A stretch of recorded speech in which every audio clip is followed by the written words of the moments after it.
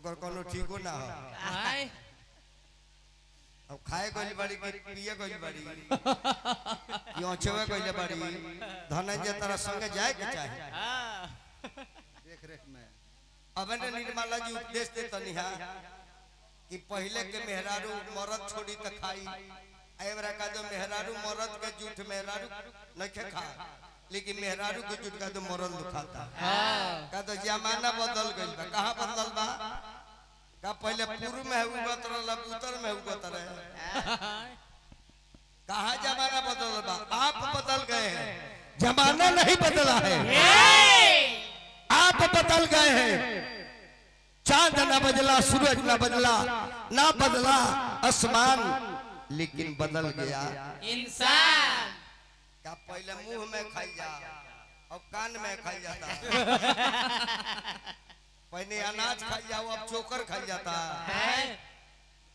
खाली डिजाइन अपन बदल गया औरत के जहां तक बात बनी है आज भी दुनिया में औरत बाड़ी ये पति जी ले भोजन ना करेले तो भोजन ना करेले हमार अपने मेहनत दिया ये कहे तौने बनी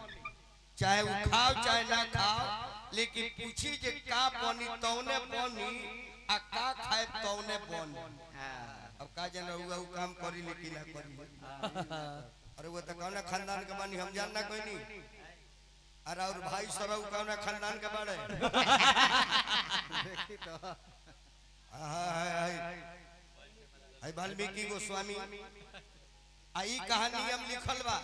ये को बहिन अपने भाई के जयमाला डालत होके आई बा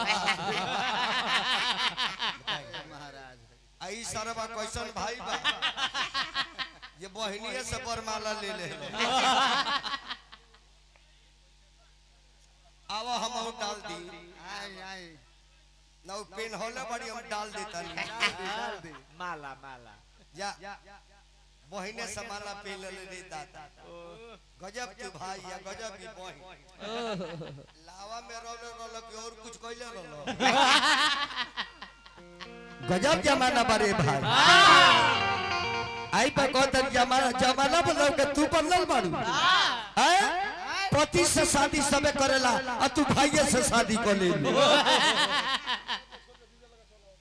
हैं हतना समाजी छोड़ के अहे जी आ जाता हमरा लगोइला के का काम बा आ दूसरा मेहरन के तू शिकायत करत तारू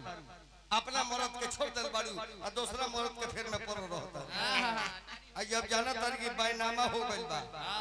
साल भर काटी ले लो बटैया जोतवा के फेर दे दियो हाल वही बाबा से कहे के बा बाबा के बुलावे के बाद हे गणनायक